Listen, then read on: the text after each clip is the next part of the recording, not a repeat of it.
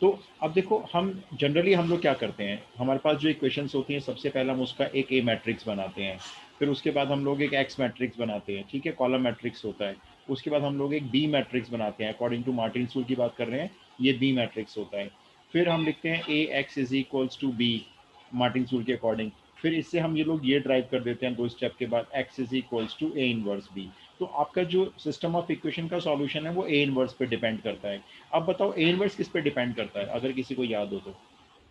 A inverse, determinant और adjoint. Determinant yes, and adjoint. सबसे पहले डिटरमिनेंट पे, क्योंकि अगर इसका डिटरमिनेंट जीरो आ गया तो आप क्या लिखते हो, A inverse does does not not exist. Exist. और अगर ऐसा कभी हुआ, अब तक तो हुआ नहीं किसी क्वेश्चन में, इनवर्स हमेशा एग्जिस्ट ही करता है, इन केस अगर होता है तो फिर आपको क्या करना है, हम लोग ये चीज़ सीखेंगे आज, ठीक है। तो हमारा टॉपिक है कैसे कंसिस्टेंसी चेक करनी है लीनियर इक्वेशन की। तो इसको मत बनाओ आप, इसकी जरूरत नहीं है। तो मैं आपको यहाँ से कंडीशन लिखवाता हूँ। नंबर वन, अगर डिटर्मिनेंट जीरो नहीं आता है, कोई प्रॉब्लम नहीं है, यूनिक सॉल्यूशन है, जैसा कि आप लोग अब तक करते हुए आए हो, कोई प्रॉब्लम नहीं है, आप लिखेंगे यूनिक सॉल्यूशन है। नंबर टू, अगर determinant a, sorry, determinant a अगर जीरो आ जाता है तो, determinant a in case zero आ जाता है तो यहां से आपके दो केस आ जाएंगे, दो केस बनेंगे। आपको क्या करना है, इसके बाद एडजॉइंट ए निकालना ही पड़ेगा। आप इसको मल्टीप्लाई बी मैट्रिक्स से करोगे, एडजॉइंट ए को।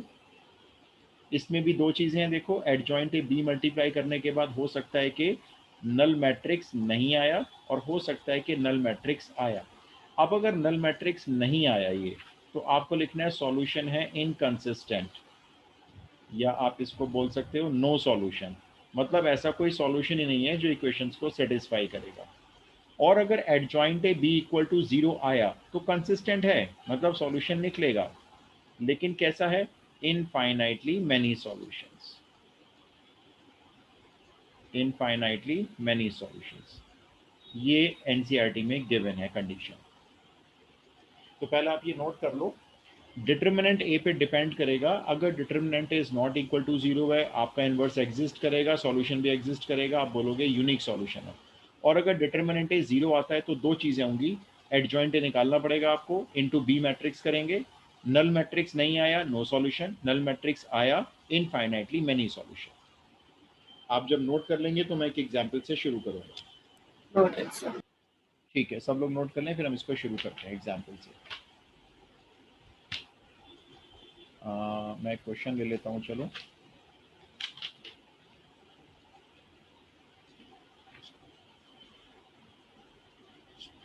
चलिए जी, तो अब एक काम करते हैं, एक एग्जाम्पल लेके चलते हैं। ये इंपॉर्टेंट है, अच्छे से, ओके आप नोट कर लो सब लोग, कोई बात नहीं। ये इंपॉर्टेंट है, अच्छे से इसको लर्न करना, कंडीशन को, ये आपको लर्न होनी चाहिए बात अच्छे से। देखो ये इसमें लर्न करने वाली बात ही नहीं है कोई, ये तो आप करते ही हो, नॉर्मल क्वेश्चन है। हाँ, ये आपको लर्न करना है, डिटर्मिनेंट जीरो आने के बाद हमें क्या करना है, क्योंकि इसलिए मैंने बोला आपको लर्न करने के लिए। इसमें कई बार क्या होता है, बच्चे ना कंफ्यूज जाते हैं कि किसमें कौन सी कंडीशन लिखवाई थी। Adjoint A into B is not equal to null matrix आता है और वहाँ लिख देते हैं इनफाइनेटली मैनी सॉल्यूशन, उल्टा कर देते हैं, मतलब वो कंफ्यूज हो जाते हैं क्योंकि कुछ कच्चा से याद रहता है उनको फिर। चलो जी, अब एक मैं एग्जाम्पल लेता हूँ, ठीक है, आप स्टार्ट करें क्वेश्चन। मैं आपको तीन इक्वेशन देता हूँ, नोट करें। 5x plus 3y, 5x plus 3y plus 7z is equal to 4, first equation. फिर उसके बाद 3x plus 26y plus 2z is equal to 9, और थर्ड इक्वेशन है 7x plus 2y, 7x plus 2y plus 10z is equal to 5। ये तीन equation हो गए, ठीक है। अब हमें सॉल्यूशन निकालना है, बस एग्जाम में लिखा हुआ गया, solve the equation by Martins rule, matrix method. चलो जी स्टार्ट करते हैं, आप लोग भी स्टार्ट करो, मैट्रिक्स से बना लो सब लोग अपने आप, जल्दी जल्दी जरा। 5 3 7 3 26 2 और 7 2 10। उसके बाद आप लोग बनाते हो एक एक्स मैट्रिक्स, वो भी बना लेते हैं, column matrix X Y Z. उसके बाद एक बी मैट्रिक्स बना लेते हैं, बी मैट्रिक्स होगा 4 9 5।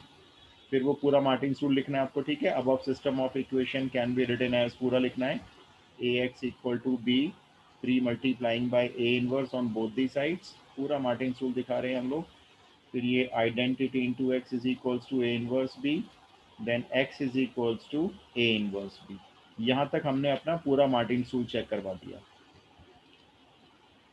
चलो अब जरा आप में से कोई बच्चा इसका डिटरमिनेंट बताओ। कहानी तो अब शुरू होती है। को फैक्टर्स वाले मेथड से निकाल लो, सेरस डायग्राम से निकाल लो, जैसे आपको अच्छा लगता है। यहाँ पे सेरस डायग्राम यूज करना मतलब अच्छा नहीं है, बेकार टाइम वेस्ट होता है। आप को फैक्टर्स वाले मेथड से निकाल लो। 5 के साथ आएगा 260 माइनस 4, 256।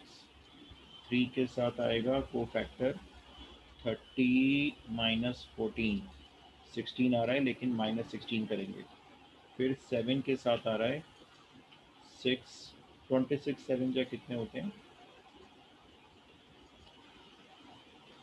182 माइनस 176।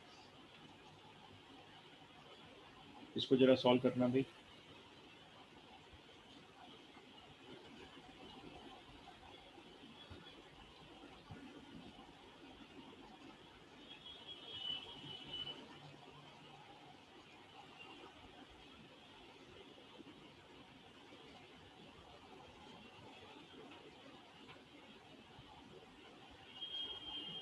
जीरो आ गया जी। ये मैंने कर लिया सॉल्व, आप देख लो, टाइम वेस्ट मत करो अपना।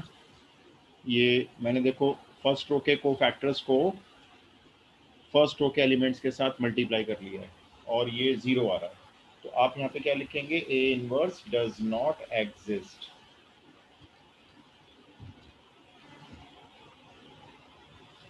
यहाँ तक क्लियर है सबको?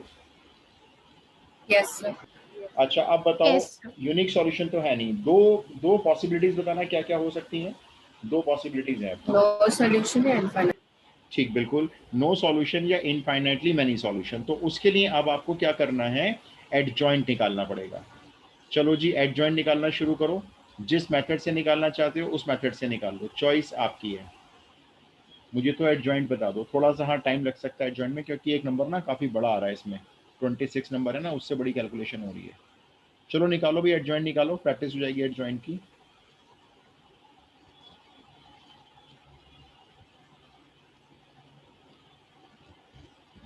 थोड़ा जल्दी से करना भाई।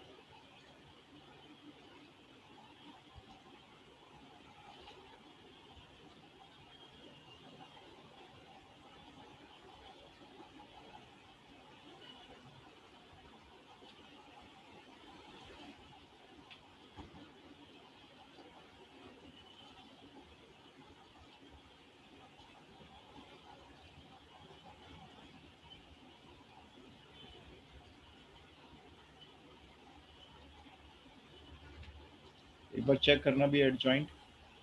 आप लोग निकाल लो, फिर जरा भी चेक कर लेना एक बार।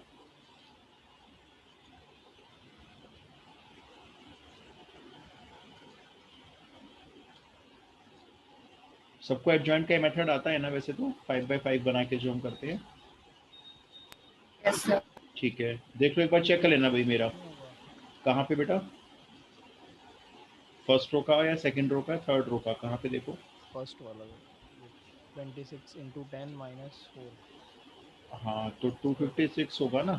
ओहो, मैंने पीछे लिखा 256, यहाँ गलत कर दिया। बिल्कुल ठीक कह रहे हो आप, ये 256 होगा, एब्सोल्युटली करेक्ट। बाकी एलिमेंट चेक कर लो एक बार जरा मेरे।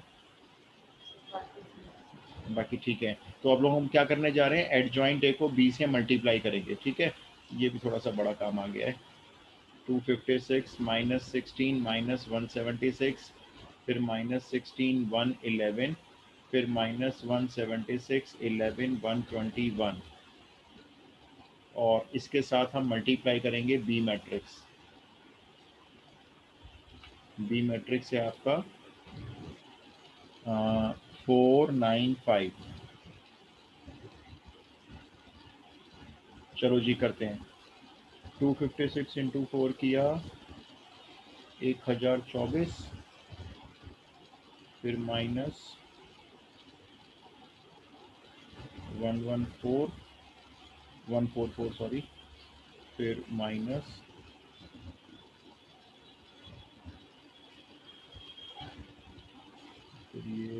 4 8 4 12, 0 आ रहा है जी पहला एलिमेंट। चेक कर लेना भाई, मैंने फर्स्ट रो को फर्स्ट कॉलम से किया है। अब सेकंड रो को करते हैं तो ये आएगा -64 + 9 + 55। लो जी ये भी 0 आ रहा है। और लास्ट वाला चेक करते हैं।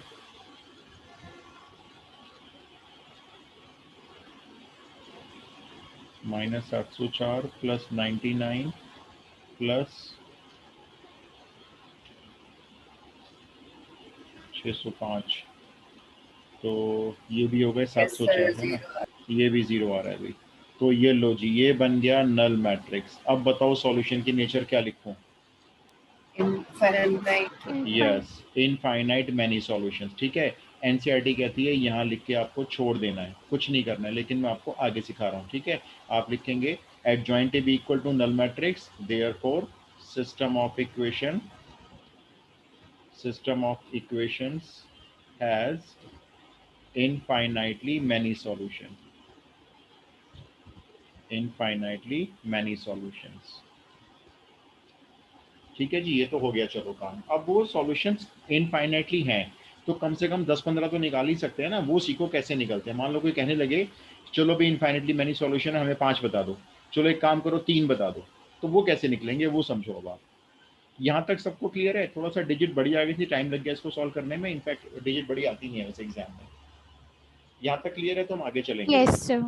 ठीक है, अब देखो आपने क्या करना है, ध्यान से सुनना मेरी बात। जो आपके पास 3 इक्वेशन ऑलरेडी गिवन है उसमें से कोई भी 2 इक्वेशन चूज करनी है, आपकी चॉइस है। तो मैं आपको इक्वेशन दिखाता हूँ, चूज करके बताओ। इसमें से मुझे कोई भी 2 इक्वेशन चूज करनी है। First two छोटे letters, छोटे numbers हैं. फर्स्ट 2 ले लें, चलो आपकी बात मानी। फर्स्ट 2 नहीं, ले I लेते हैं। meant first and third. Sorry.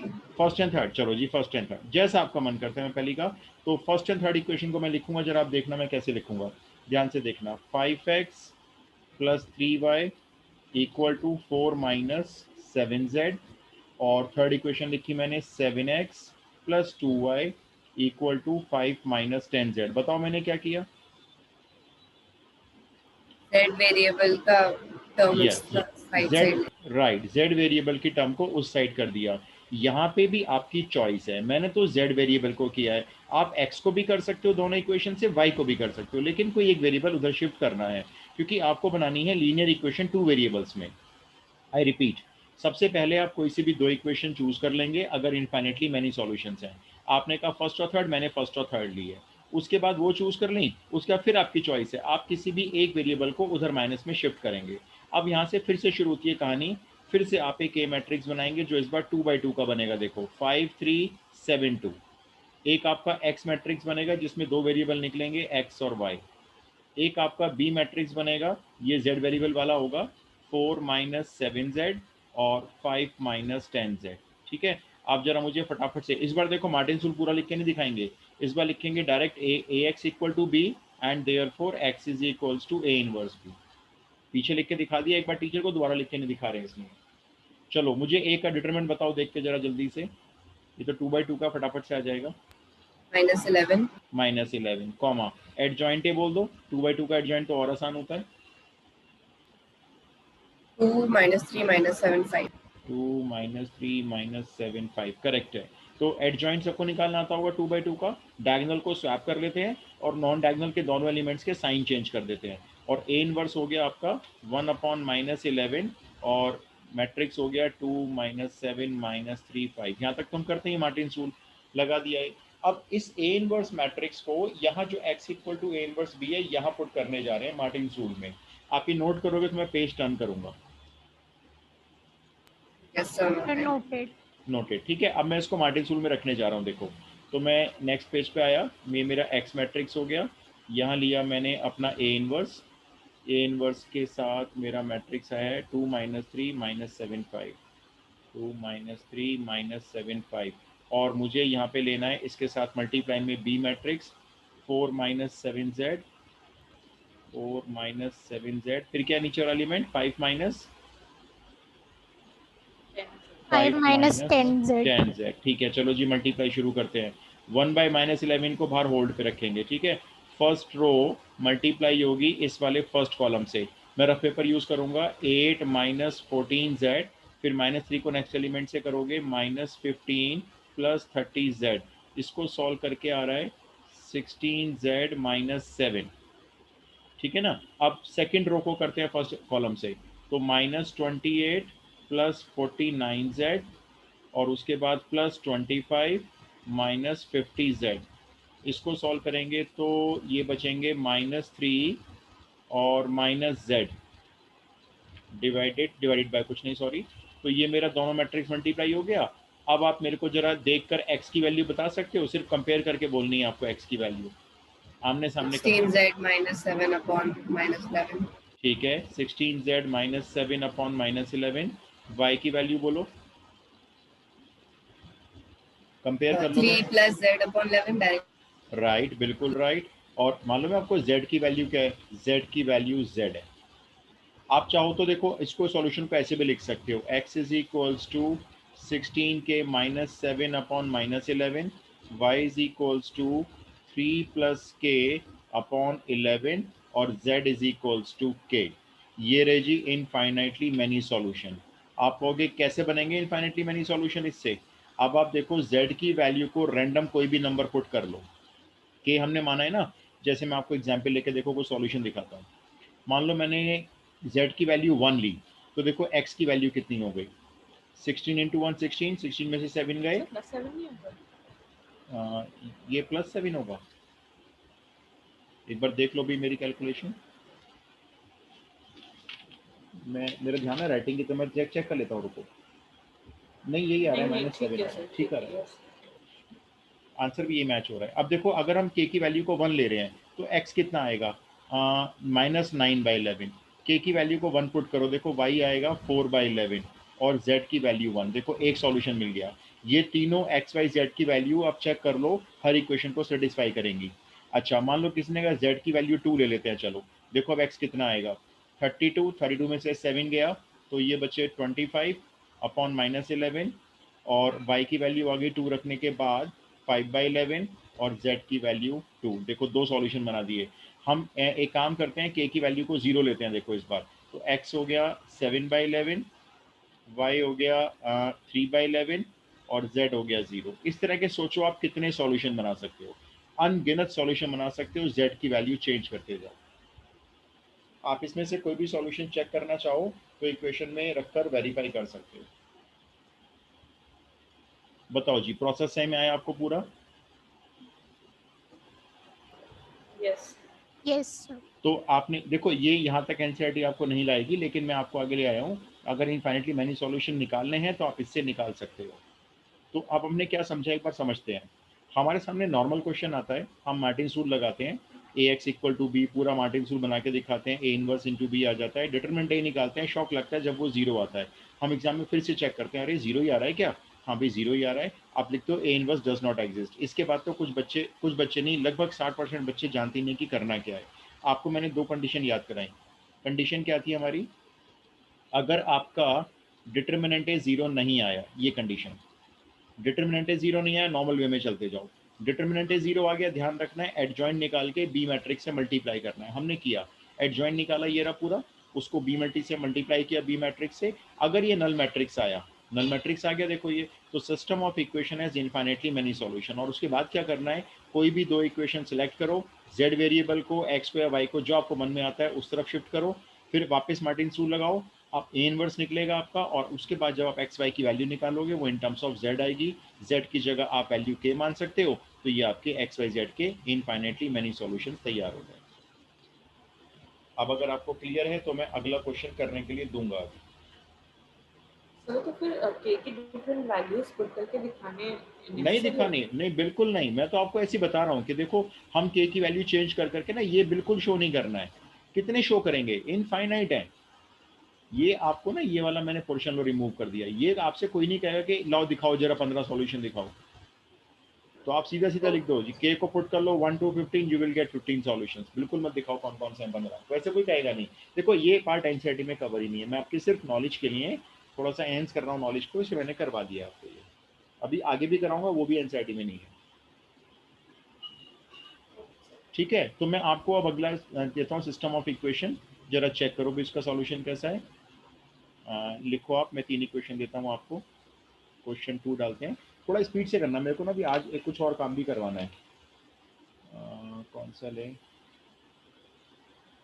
ये लेते हैं। मैं आपको छोटे छोटे कोफिशिएंट्स वाली इक्वेशन देता हूँ, ठीक है, टाइम वेस्ट नहीं होगा। लिखिए x plus Y plus Z is equal to 6, फिर x plus 2y plus 3z is equal to 14, फिर x plus 4y plus 7z is equal to 30। ये मैंने छोटे छोटे कोफिशिएंट वाली इक्वेशन दिए। देखो मुझे भी नहीं पता इसका सॉल्यूशन क्या है, वो तो आप बताओ।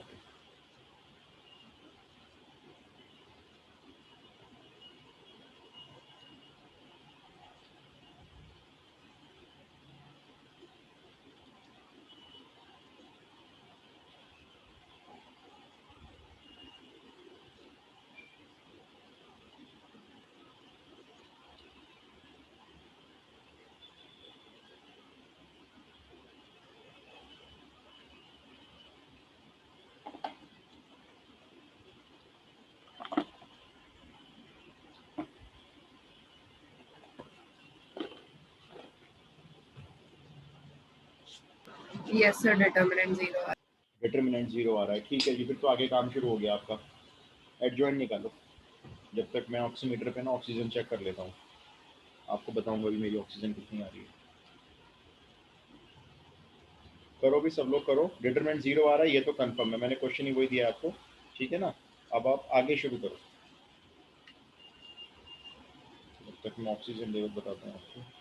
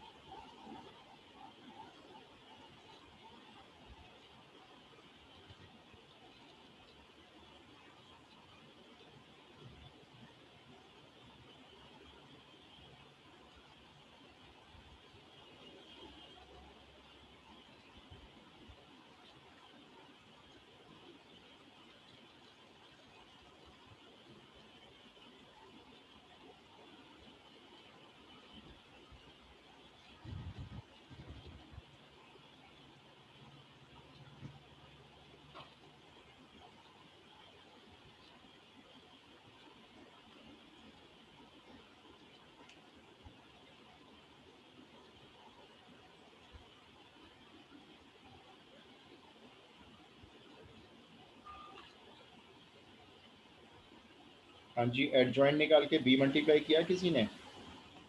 सर वही मल्टीप्लिकेशन। ठीक है, ओके, आई एम वेटिंग। करना भाई, सब लोग बैठना नहीं, देखो कोई करने तो आए हम लोग।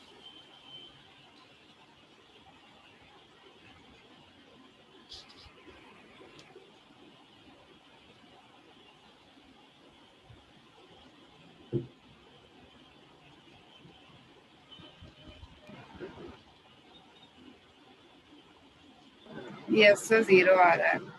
एडजॉइंट इनटू बी 0 आ गया, ओहो, इसका मतलब इनफाइनाइटली मेनी सॉल्यूशन हो गए। चलो भी आगे करो, अब तो आपको पता है क्या करना है।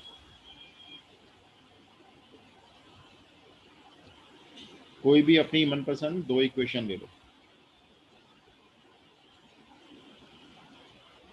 फर्स्ट और सेकंड ही ले लो, आसान ही है।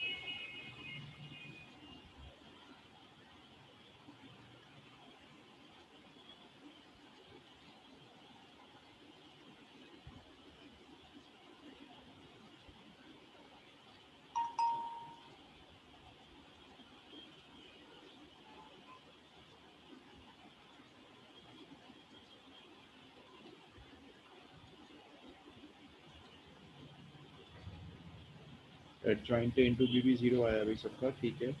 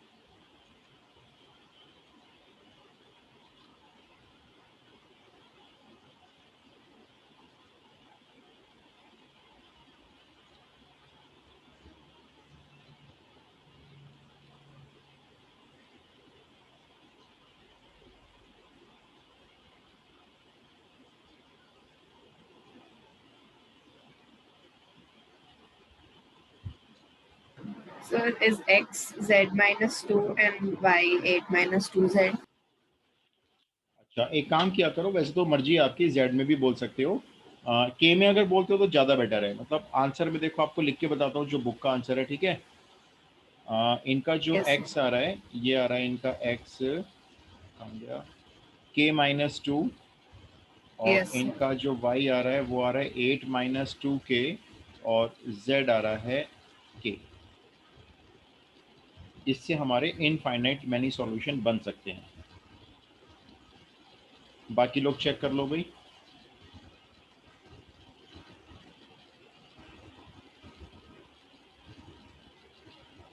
यस सर, सेम आ रहा है। सेम आ रहा है, ग्रेट।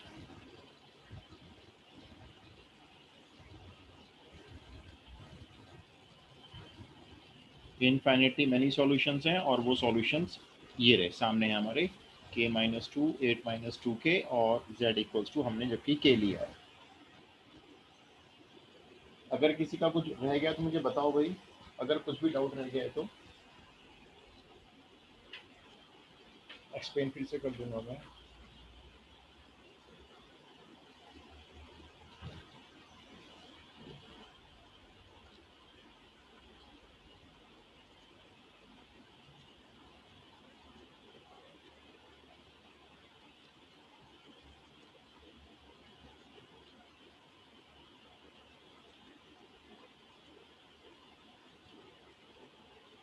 हाँ जी बता रहे हैं। सर हाँ जी बोलो। सर अगर हम जो सेकंड टाइम में जब से टू इक्वेशंस लेके और उसका एडजॉइंट निकालते हैं तो फिर तब भी हो सकता है कि वो जीरो मतलब बिल्कुल। अगर उसका डिटरमिनेंट बिल्कुल हो सकता है, और अगर वो तब भी 0 आ जाता है ना, तो फिर नो सॉल्यूशन है। उसके आगे कोई रास्ता नहीं है, तो वहाँ पे छोड़ देंगे क्वेश्चन को, नो सॉल्यूशन लिख देंगे। मैं भी बताता आपको वाली बात, आपने पूछ लिया। अगर आपका 2x2 का मैट्रिक्स बनने के बाद ना दो इक्वेशन ले ली और डिटरमिनेंट फिर से 0 आ गया, तो फिर उसका कोई सॉल्यूशन नहीं है। Okay sir. अच्छा चलिए, बताएं भी सबका हो गया है, तो मैं फिर नेक्स्ट दूँ आपको।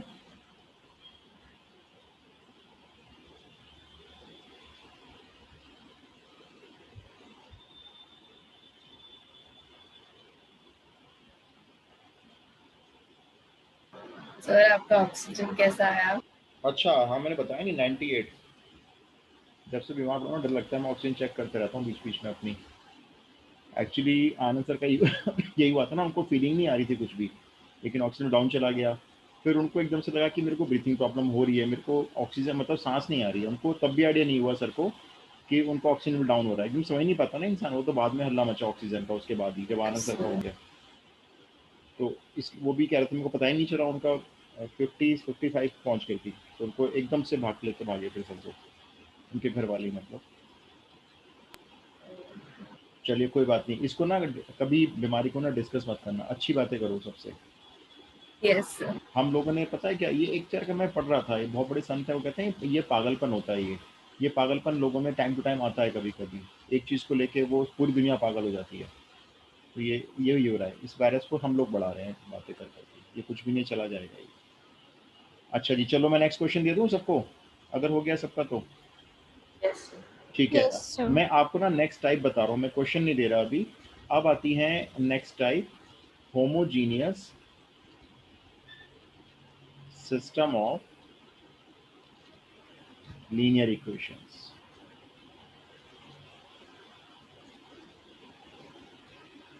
Homogeneous system of linear equation. सबसे पहले होमोजीनियस वर्ड का मतलब समझ लेते हैं।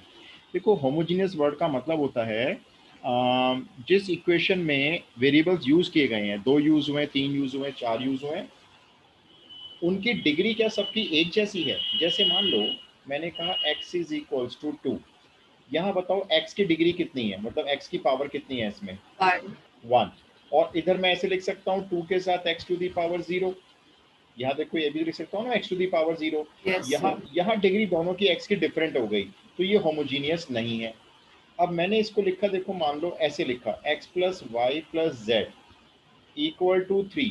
बताओ इसमें x y z की सबकी डिग्री कितनी है, सबकी अलग अलग बताओ। 1 each. 1 और 3 के साथ कांस्टेंट नंबर आ गया 3 है, इसकी डिग्री 1 नहीं बोल सकते आप, किसी भी कांस्टेंट की डिग्री 1 नहीं होती, तो ये होमोजीनियस नहीं है।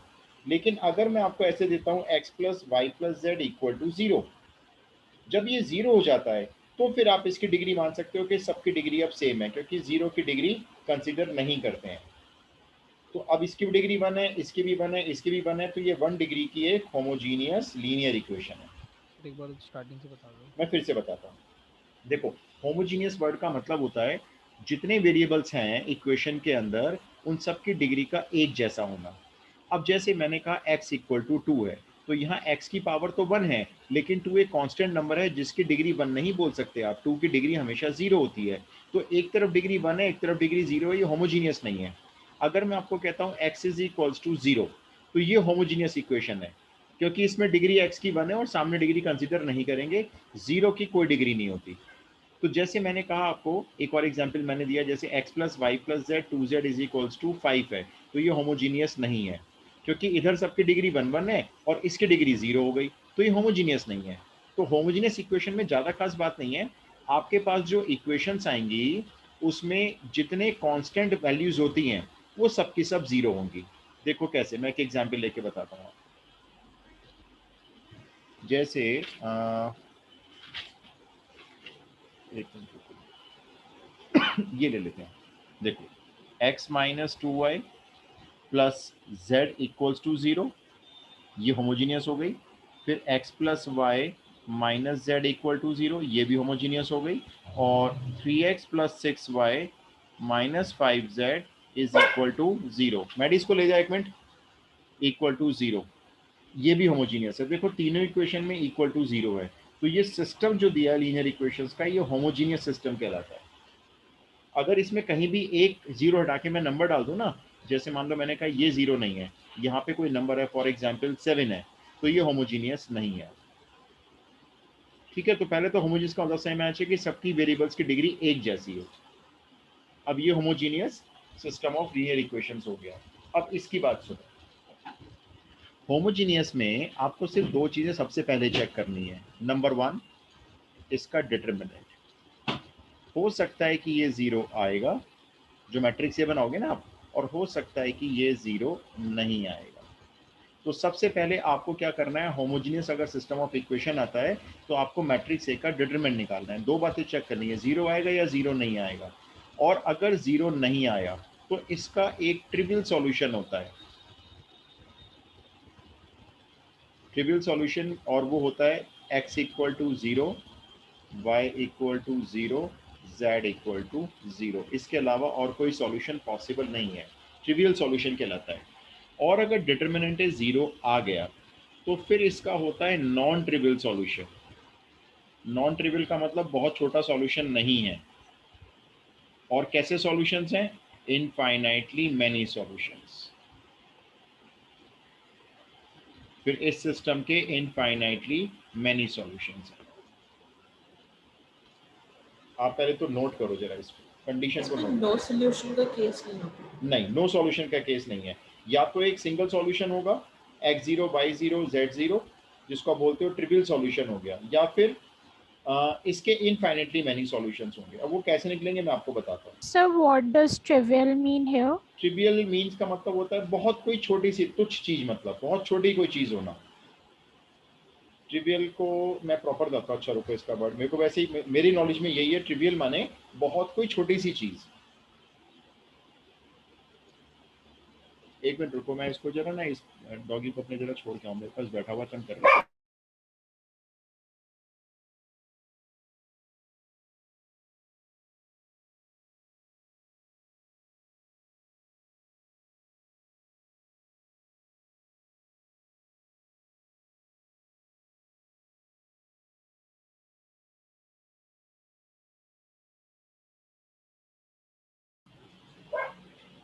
चलिए जी, जैसे अब मैं, अच्छा इसी को ले लें जो एग्जाम्पल ऊपर लिखा हुआ है, मैंने एग्जाम्पल ही लिया है ये। अब देखो आपके पास जब होमोजीनियस सिस्टम ऑफ इक्वेशन आएगा, जैसे 0 0 0 आ गया ना, जो बी मैट्रिक्स है वो नल मैट्रिक्स होता है इसमें, तो सबसे पहला काम कुछ नहीं करना है, कोई मार्टिन्स रूल नहीं, कुछ नहीं, सबसे पहले मैट्रिक्स ए बनाओ, स्टार्ट कर दो आप लोग। मैट्रिक्स आएगा 1 -2 1, फिर आएगा 1 1 -1, और फिर थर्ड रो में आएगा 3 6 -5। इसका जरा डिटरमिनेंट निकाल के बताओ क्या आ रहा है। कोई मार्टिन्स रूल नहीं लगा रहे हैं अभी हम, सिर्फ पहले मैट्रिक्स ए बना के उसका डिटरमिनेंट निकालेंगे। डिटरमिनेंट बता दो क्या आ रहा है।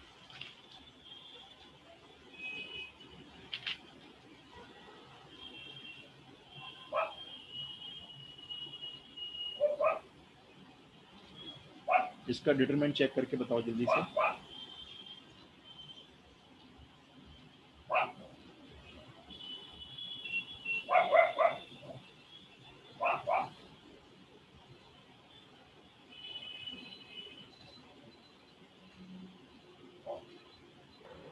जीरो। ओके, जीरो आ रहा है, सबका आ रहा है जीरो। एक बार चेक कर लेते हैं, मेरे पास अनसॉल्व्ड एक्चुअली है। Yes, sir, 0 आ रहा वन है. के साथ आएगा -5 + 6 1, फिर -2 के साथ को फैक्टर आएगा -5 + 3, -2 होगा लेकिन हम उसका साइन चेंज करके +2 करेंगे, और फिर 1 के साथ आएगा 6 - 3 3, सॉल्व करते हैं 1 -4 + 3, करेक्ट, ये 0 आ रहा है। 0 आ रहा है तो आपको क्या लिखना है, the given system of equation has a non trivial solution. मैं नेक्स्ट पेज पे आ रहा हूँ इसलिए, therefore given system of equations has a non-trivial solution। मतलब इनफाइनेटली मैनी सॉल्यूशन निकलेंगे, ट्रिवियल सॉल्यूशन नहीं है, इनफाइनेटली मैनी सॉल्यूशन है। उसका प्रोसेस वही है जो अभी आप सीख के आए हो। कोई इसमें से मेरे को जरा दो इक्वेशन बताओ, कौन सी चूज करनी है, तीन में से कोई दो बता दो। The first two. First two. It's 2. First two, ठीक है जी, फर्स्ट टू ले रहे हैं। चलो फर्स्ट इक्वेशन है x - 2y = -z, वही z को उधर शिफ्ट किया है मैंने, ठीक है। फिर सेकंड इक्वेशन है x + y = z, फिर से मैट्रिक्स ये बना लेते हैं, ये हो जाएगा 1 - 2 1 1, एक मैट्रिक्स इसमें x बना लो, ये हो जाएगा आपका xy, और एक मैट्रिक्स इसमें b बना लो, जो b मैट्रिक्स है वो होगा -z एंड z, ठीक है। अब आपने मार्टिन्स रूल दिखाना है लिख के पूरा, क्योंकि आपने दिखाया नहीं है। ax = b, a inverse ax = a inverse b, I matrix into x = a inverse b, and x = a inverse b। चलो जी, ए इनवर्स सबको निकालना आता ही है, जरा फटाफट से ए इनवर्स निकाल लो, डिटरमिनेंट निकालो, फिर एडजॉइंट निकालो, ए इनवर्स बता दो मुझे क्या आ रहा है।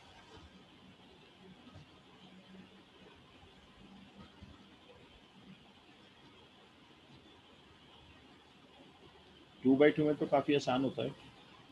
1/3 into 1 2 - 1 करेक्ट करेक्ट, डिटरमिनेंट तो 3 आया है भाई, और एडजॉइंट मैंने लिख के दिया, तो आपका ए इनवर्स हो गया 1/3 1 2 -1 1, ये इनवर्स हो गया। इसको उठा के मार्टिन्स रूल में पुट करो, जरा मार्टिन्स रूल में पुट करो, और जरा मुझे फटाफट से एक्स वाई की वैल्यू बताओ जो इन टर्म्स ऑफ जेड होगी।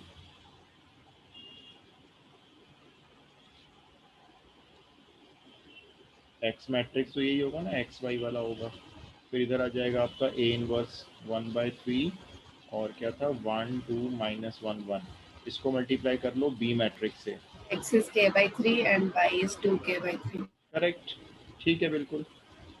इसको मल्टीप्लाई करके आ रहा है -z और +2z, z, फिर आ रहा है minus minus +z +z +2z। तो आप अब x ऐसे लिखना, x = k/3, क्योंकि हम z को k पुट कर रहे हैं, और y = 2k/3, हमने z को k ऑलरेडी पुट कर लिया है, और Z where equals K. z = k। आप चाहो तो चेक कर सकते हो, k की वैल्यू कुछ भी चेंज करके आप किसी भी इक्वेशन में पुट करोगे, आंसर सेटिस्फाई हो जाएगा। ये इसके नॉन ट्रिवियल सॉल्यूशन कहलाएंगे, जो कि इनफाइनाइटली होंगे, जहाँ पे k कोई भी रियल नंबर होगा। आप ये मेंशन भी कर सकते हो भाई, k मानोगे पूछने लगे तो k belongs to any real number. बताओ जी, होमोजेनियस में कहानी समझ में आई आपको? Yes, sir. Yes, sir.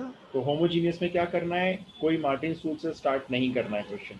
Matrix A बनाना है कोफिशिएंट से, मैट्रिक्स ए का डिटरमिनेंट निकालना है। अगर वो 0 आया तो नॉन ट्रिवियल सॉल्यूशन, जो कि इनफाइनेटली मैनी होंगे लेकिन नॉन ट्रिवियल होंगे, तो आपने वो सॉल्यूशन निकालने हैं। कैसे? फर्स्ट टू इक्वेशंस को जैसे पहले किया था बिल्कुल वैसे ही, z को उधर शिफ्ट किया, 2/2 का मैट्रिक्स बनाया, ए इनवर्स निकाला, मार्टिन रूल में पुट किया, एक्स वाई की वैल्यू आ गई। एक और दूंगा, एक और करो अभी।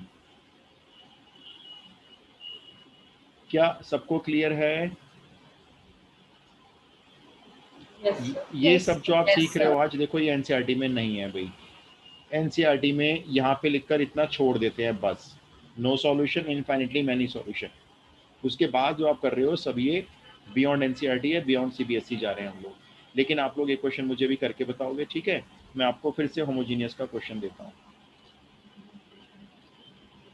चलो 1 मिनट रिकॉर्डिंग में स्टॉप कर देता हूँ, इतनी बच्चे को बहुत रहेगी।